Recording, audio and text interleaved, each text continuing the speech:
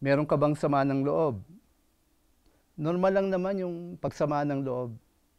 Kung may taong sumira ng tiwala natin o may ginawang bagay na hindi makatarungan at naagabyado tayo, hindi natin maiwasan yung maging nanakit.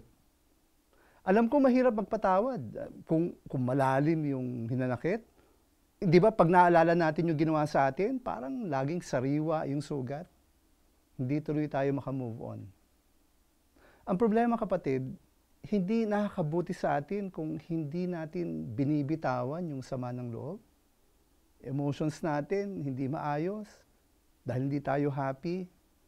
At pag nagtagal, mental health is ang magiging apektado niyan. Kahit yung physical health natin apektado na rin. Alam mo ba remedyo dito? Pagpapatawad. Forgiveness.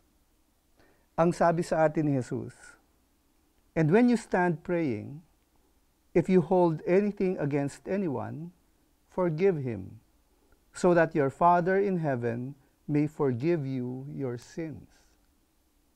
Isipin natin na kung gusto nating patawarin tayo ng Diyos sa lahat ng pagkukulang natin sa Kanya, na maaaring ikasama ng loob niya sa atin, ay kailangan nating matutunan na magpatawad. Pray tayo. Lord, turuan mo ako magpatawad. Anumang hinanakit na hawak ko sa puso, tulungan po ninyo ako na mabitawan ito.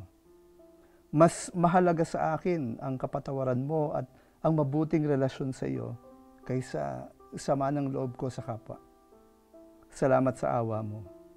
Ito po ang hiling ko sa inyo sa ngalan ng Ama at ng Anak at ng Espiritu Santo. Amen.